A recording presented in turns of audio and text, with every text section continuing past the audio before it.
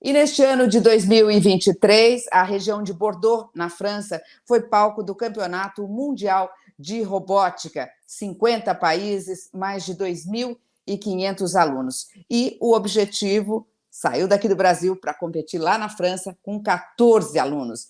E esses meninos fizeram bonito com que o Brasil tenha uma marca registrada, que é o futebol. E eu tenho o prazer de conversar com dois desses alunos que estiveram lá na França e eles vão contar para a gente como é que foi essa experiência. O Matheus Silva de Araújo. Matheus, seja bem-vindo. Oi, muito obrigado. Também o Leonardo Rosendo de Sena Blanco. Tudo Oi. bem, Leonardo? Uhum. Bom, nós temos também aqui o monitor de equipes, o famoso Alan Ram Pereira. Tudo bem, Alan? Você já é um veterano, né, Alan? Não é a primeira vez que eu estou aqui. E sempre para falar de robótica, né, o Alan? Acho que minha primeira vez como professor, acho que aqui. É muito interessante, né? O Alan, eu quero depois saber dessa sua experiência, mas queria começar com você, Alan, que você explicasse para a gente o que foi esse campeonato de futebol que vocês participaram lá em Bordeaux. Esse campeonato que a gente participou foi uma competição entre robôs de futebol. No caso, não é que nem o futebol de humanos que a gente está acostumado. A bola não sai do chão, o robô tem rodas e tudo mais. Mas o fundamento do futebol mesmo. Tem gols e os robôs têm que marcar gols. Tem diferenças. Por exemplo, a bola pode sair do campo, mas o robô não. Mas, a princípio, é futebol. Muito bem. Bom, e eu quero saber, o Alan, você já está acostumado a participar, né? Para você não tem grandes novidades? Ou será que tem? Que, como monitor, a experiência é diferente de participar de um campeonato como esse? Olha, monitor, você não pode fazer tanta coisa com os alunos, né? Porque, em teoria, você não pode mexer no robô. Aí tem os alunos que fazem e não você. Entendi. Dá vontade de mexer, mas você não pode. Dá vontade de colocar a mão na massa lá, né, Alan? Posso imaginar. Dá. Que legal. Bom, Matheus, eu quero saber como é que foi esse trabalho de vocês, essa apresentação do futebol entre robôs. Conta pra gente como é que foi. A gente fez cerca de 7 jogos de futebol. O futebol de robôs é como se fosse futebol normal, né? A única diferença é que a gente tem 2 robôs. Tem umas diferenças nas regras, mas nada muito marcante assim, muito relevante. A gente jogou com equipes de vários países, como Irã, Eslovênia, os Estados Unidos a gente enfrentou também, China. Partidas muito difíceis, na maior parte delas. Muito acirradas, grande parte também. No geral, eu tenho que dizer que as partidas são sempre muito emocionantes. É como se a gente estivesse vendo o Brasil marcar um gol no Mundial. Olha, que legal. O Leonardo, e tinha algum Messi lá? Dava para fazer um Messi lá ou não? Não tinha exatamente um Messi, né? Porque já que futebol de robôs é um pouquinho mais difícil de driblar e sair fazendo gol. Mas no geral, em quantidade de gols, tinha alguns que seriam equivalentes ao Messi. Mas basicamente isso. Me diz uma coisa, você falou aí dos dribles, as regras. Como é que funciona assim? Qual que é a diferença? Como é que a gente pode falar da trajetória, dessa performance? Como é que é feita essa performance de um jogo de futebol? Então, basicamente, já que são robôs, a gente tem uma forma mais específica de identificar a bola, que, por exemplo, no jogo de futebol, você identifica olhando literalmente para a bola. Já com os robôs, as bolas emitem um sinal especial, e o nosso robô ele tem que, para participar da competição, identificar esse sinal. E outra regra muito importante é de não sair do campo. Então, para isso, ele tem que identificar a linha que delimita o campo. E aí, basicamente, no geral, é isso. São as diferenças mais relevantes, digamos assim. Agora, Matheus, as regras são as mesmas? Como é que funcionam as regras num campeonato como esse? As regras são, eu posso dizer que são quase as mesmas. Eu acho que uma diferença muito importante é que o conceito de falta não é não é, é bem diferente, na verdade, do que seria num jogo de futebol de verdade, porque o robô não cai no chão, os robôs são todos com rodas, eles estão com a base colada no chão. O que acontece é que se o seu robô, por exemplo, sair do campo, ele recebe uma penalidade que ele tem que ficar fora do jogo por 1 minuto. Se cai uma peça do seu robô no meio da partida, o robô tem que ficar fora por 1 minuto. Se o robô entra na área do gol, ficar fora por 1 minuto. No geral, essas são as únicas diferenças mesmo, tipo, fortes, são as penalidades na nossa categoria. Agora eu queria estender a pergunta para o Alan. Alan, o que, por exemplo, num campeonato como esse, eles querem mexer exatamente com a modalidade soccer, quer dizer, você está entrando nesse aspecto de mundial, de Copa do Mundo, né? Quer dizer, qual que é a intenção que você, já como um veterano aí nessa área, consegue visualizar onde eles querem chegar com esses robôs? A nossa categoria é a categoria de entrada do soccer na RoboCup, né? Mas o objetivo final da RoboCup é até 2050 ser capaz de vencer da seleção que vencer da Copa daquele ano com robôs. Acho que não lembro se era estritamente humanoides que tinham que ser, mas o time de robôs teria que vencer o time de humanos da Copa até 2050, que esse é o objetivo da RoboCup. Que interessante. Então, assim, era como se fosse, vamos imaginar o campeonato, né, a Copa do Mundo de 2022. Aí você tem lá o Messi fazendo aquele trabalho lindíssimo que ele fez, né, aqueles dribles, né, aquelas jogadas maravilhosas. Eu acho um jogador fabuloso. Então, assim, seria, vamos dizer, um robô que vencesse. Se pegasse o cenário de hoje, seria um robô para em 2050 estar enfrentando um Messi, é isso? Ser mais eficiente que um Messi? É basicamente isso mesmo que eles querem fazer. Olha que interessante. Mas tem... Só que isso vai ser um desafio bem difícil. Normalmente são equipes de universidade que trabalham nesse nível. Equipes de mestrado, doutorado. Equipes de pesquisa mesmo. Quase. Mas tem que começar de algum lugar, né, Alan? Tem que começar de lugar. Nossa categoria é a categoria de entrada de tudo isso. Maravilha. Agora eu quero voltar para o Matheus. Matheus, queria te perguntar o seguinte: e cada time tem quantos participantes? Cada time tem no máximo 4 participantes, vai de 2 a 4. Você pode ter 1 ou 2 robôs em campo. E para encontrar a bola, como é qual é o mecanismo que vocês usam? Porque, como no futebol, como a gente conhece, né? Quer dizer, é atrás da bola que eles querem, é o gol que eles querem marcar. O que é que vocês fazem com o robô para ele atingir o objetivo dele, que é a bola? Na nossa categoria em específico, no soccer no geral tem 2 categorias, a lightweight, que é peso leve, e a open. A open é uma categoria que tem câmera, é mais parecida com eu posso dizer que é mais parecida com uma pessoa de verdade, ela consegue ver a bola. Na nossa categoria, a bola emite pulsos infravermelhos, é uma bola modulada. Nosso robô, em volta dele, tem vários sensores infravermelhos, que com eles a gente consegue saber a angulação da bola e, dessa forma, ir na direção dela. Muito bem. Leonardo, e que países que vocês enfrentaram? No total, a gente teve 7 jogos. Nos primeiros, a gente enfrentou a China, os Estados Unidos, o Irã. Aí a gente competiu também com a Eslovênia. Teve a China de novo, porque tinha o pessoal de Taiwan e também tinha o pessoal de Hong Kong. Então, aí, citando, no primeiro jogo que a gente teve foi contra o pessoal de Taiwan e eles ficaram no top 3. Então, no primeiro jogo, a gente deu um certo azar. Que legal, que legal. O Alan, agora, como é que é feito esse trabalho em equipe? Quem faz o quê? Como é que é a divisão de tarefas, Alan? A princípio, tem o Matheus cuida da parte de hardware, o Léo cuida da... Quer dizer, o contrário, o Matheus cuida da parte de software, que é o programa do robô, e o Léo cuida da parte de hardware, que é a construção do robô propriamente dito. Conta, meninos. Começa então com o Matheus, depois para o Leonardo. Bom, como o Alan disse, eu faço a parte de software, né? A grande parte dos códigos do robô foi eu que programei, o Enzo também fez algumas partes.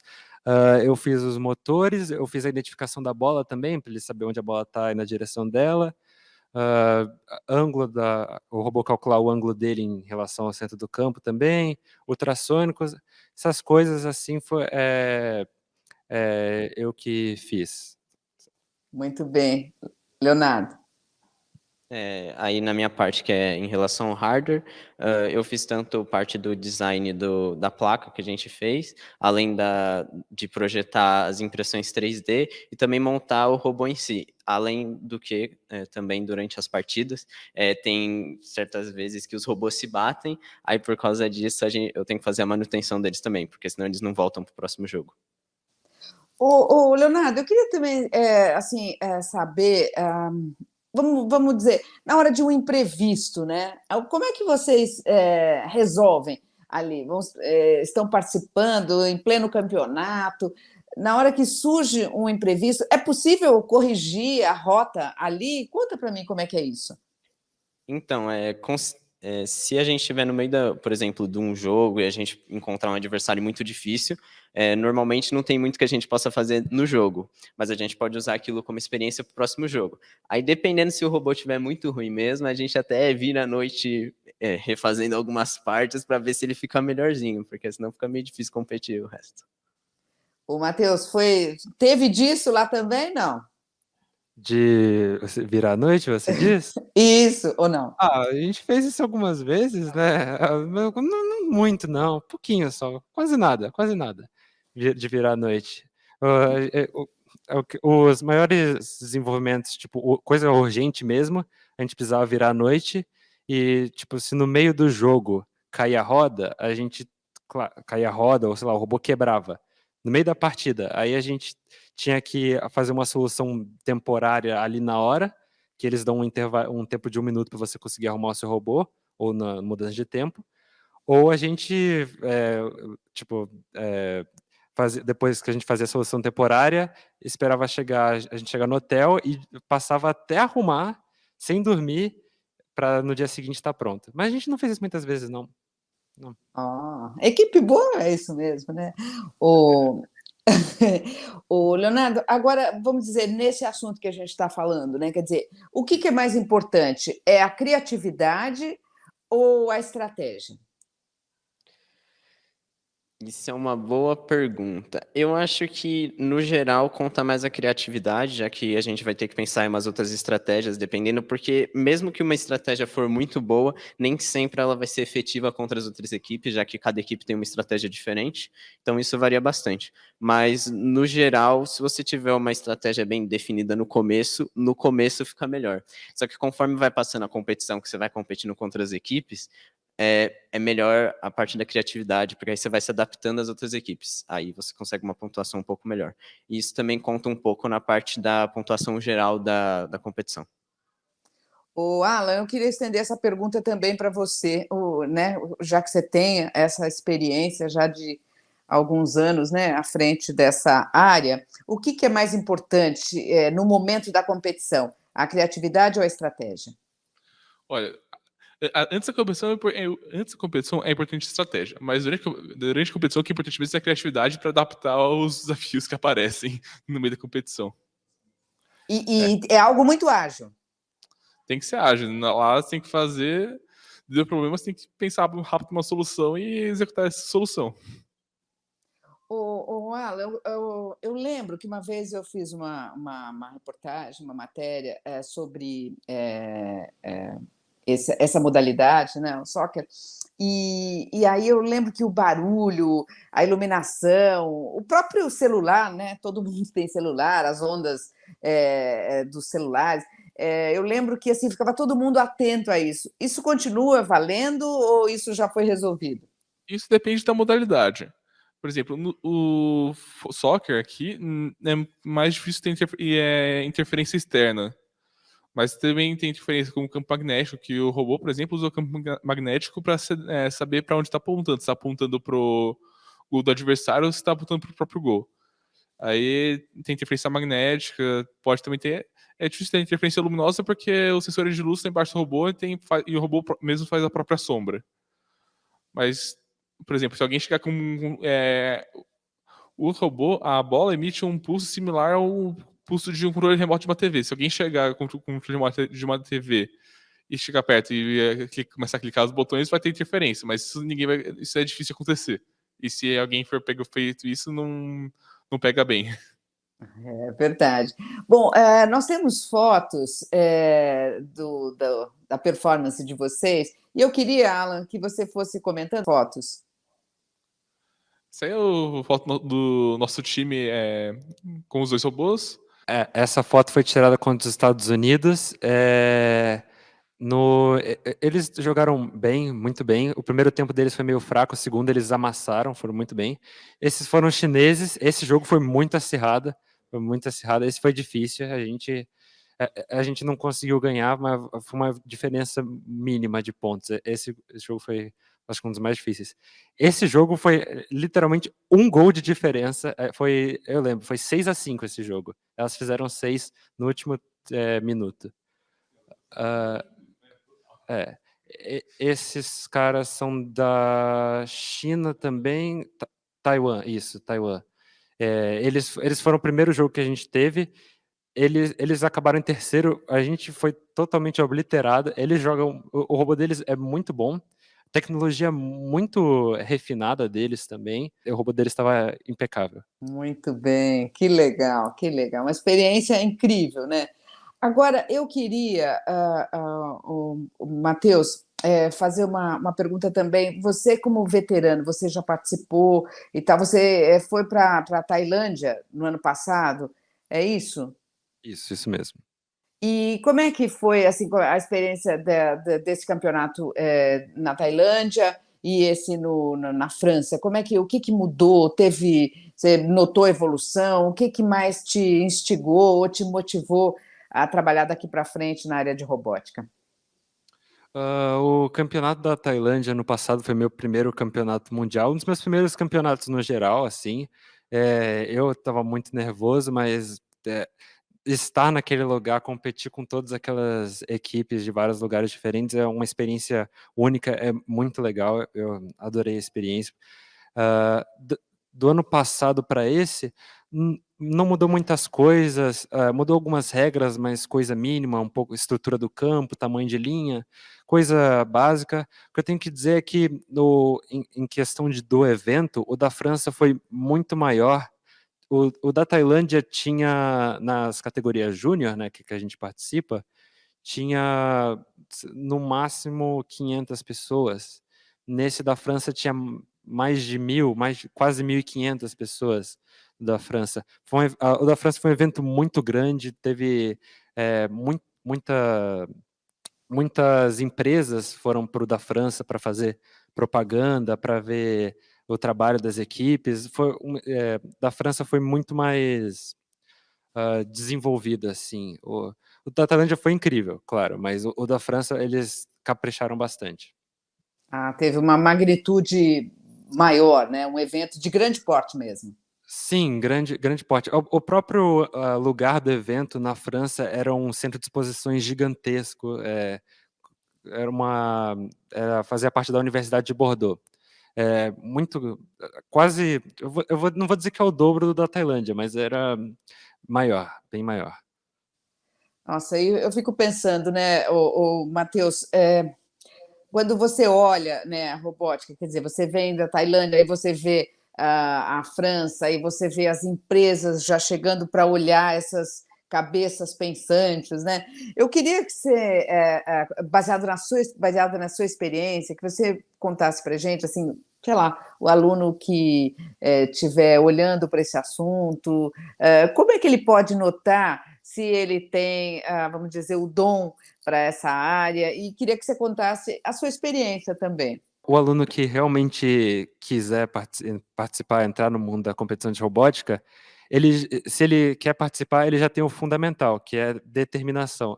Se você quiser mesmo fazer os robôs, programar essas coisas, O principal mesmo é você correr atrás, tem muita coisa que você precisa realmente pesquisar, tem que praticar, você vai fazer fazer muito código errado que só depois você vai corrigir, tem muitos passos que você tem que fazer que a única coisa que você precisa é querer. Uma coisa que eu tenho que dizer é que no Brasil o incentivo à robótica não é tão grande, mas ele vem crescendo.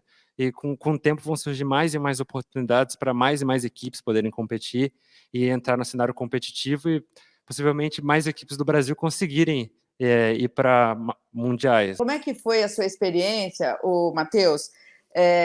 Assim, e desde criança, assim, quando que você olhou, o Matheus, que você viu que falou assim, olha, eu quero fazer, eu quero ir para essa área de robótica. O que que você fez? O que que você aprontou lá de criança? Eu poderia dizer que um grande fator que me incentivou a entrar, a ver essas coisas de robótica, entrar nessa área, mas foi jogos e séries. É uma coisa que eu sempre achei muito interessante. Ainda mais robôs. Robôs chamam muita atenção. Eu gosto de coisas relacionadas assim. Aí eu entrei no Objetivo depois, vi que tinha curso de robótica. Eu participei do Thor, gostei pra caramba, é muito divertido. Eu fiz essas competições assim. Robôs vão ser muito importantes no futuro, isso é quase um fato agora, que a maior parte das coisas vai depender dos avanços da robótica. E eu pessoalmente, assim, desde que eu entrei no Objetivo, sempre achei essa área muito interessante e sempre gostei de participar dela. Muito bem. Esse sotaque carioca vem da onde? A minha mãe é do Rio. Ah, muito bem. Bom, e eu quero ver agora com o Leonardo. Leonardo, como é que, assim, fico imaginando que quem estiver assistindo gente, que esteja com vontade de entrar nessa área, o que que você acha? Como é que foi a sua experiência, seu primeiro contato com a robótica? Primeiro tem que, como o Matheus já disse, tem que ter vontade mesmo, porque isso é o mais importante, porque se você tiver vontade, você vai conseguir ir atrás, indo atrás, você vai conseguir encontrar oportunidades, etc. Quando eu comecei, eu também pesquisei, foi um dos motivos que me fez entrar no Objetivo, porque o meu caminho foi um pouco parecido com o do Matheus, que é também bem parecido com quase todo mundo aqui, entrar no Objetivo, ver que tem um curso extracurricular de robótica, começar a fazer, participar do Thor, entrar aqui e sair fazendo as competições. E eu já participei de várias modalidades diferentes e agora eu tô aqui no soccer, tá? Basicamente. Mas, no geral, o mais importante é determinação, tanto é que eu entrei aqui na equipe há mais ou menos um ano. A gente ia ter uma competição 2 meses depois que eu entrei, eu não sabia de quase nada. O tanto é que eu, o Matheus e o resto da equipe, a gente, de vez em quando, saía aqui, fazia ligação fora deles, me explicavam o código. Eu quero entender, meninos, o que que significa para a vida pessoal de vocês, começando aí pelo Matheus. Matheus, uma experiência como essa, de participar de um campeonato dessa abrangência, o que que esse fato ele acrescenta na vida pessoal de vocês? Eu posso dizer que a participação da RoboCup é uma mudança muito influente na vida de qualquer um. Não só a viagem em si, o próprio torneio, mas todo o preparo, vir para a robótica toda semana, mais de 3 vezes por semana, é quase um estilo de vida.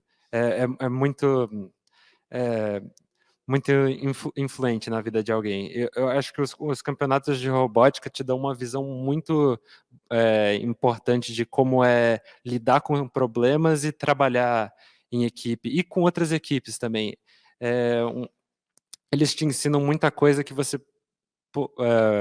provavelmente vai usar no mercado de trabalho, ou na faculdade também. Dá muita experiência.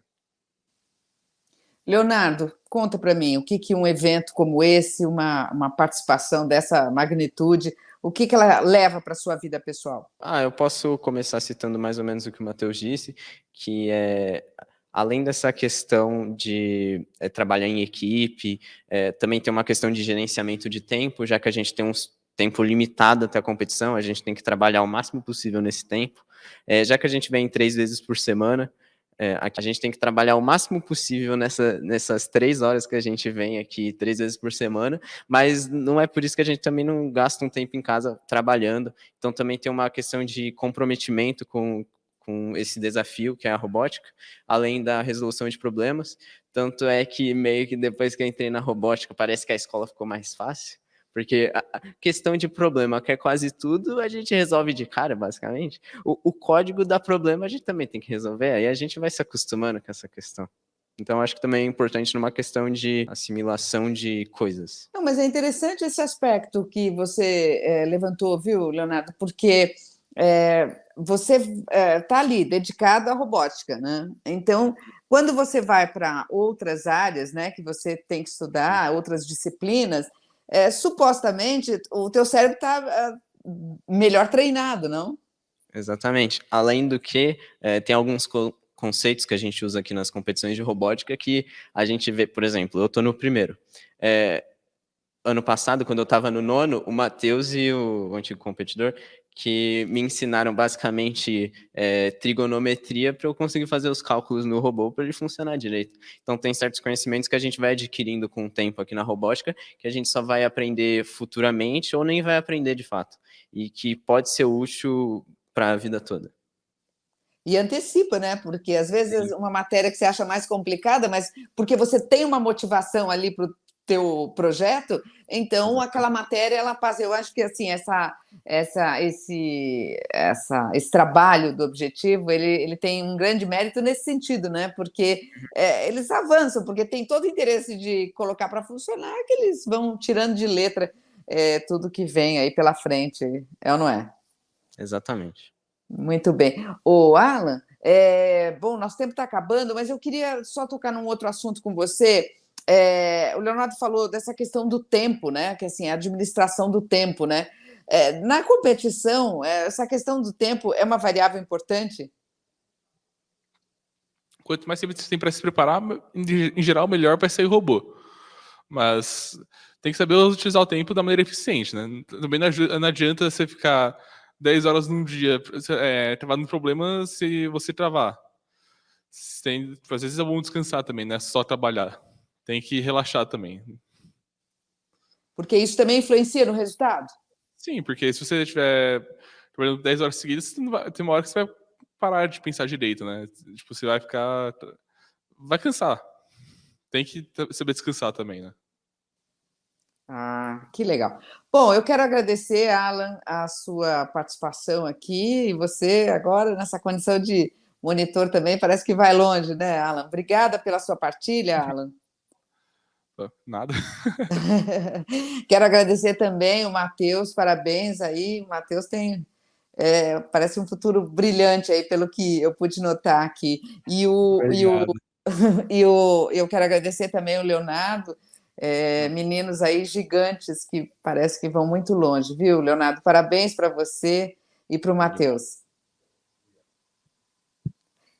Bom, e nós vamos ficando por aqui, né? Olha, daqui a pouco a gente traz outras oportunidades, a gente vai ter aí de trazer esses meninos que são gigantes aí na área de robótica. Muito obrigada e até a próxima.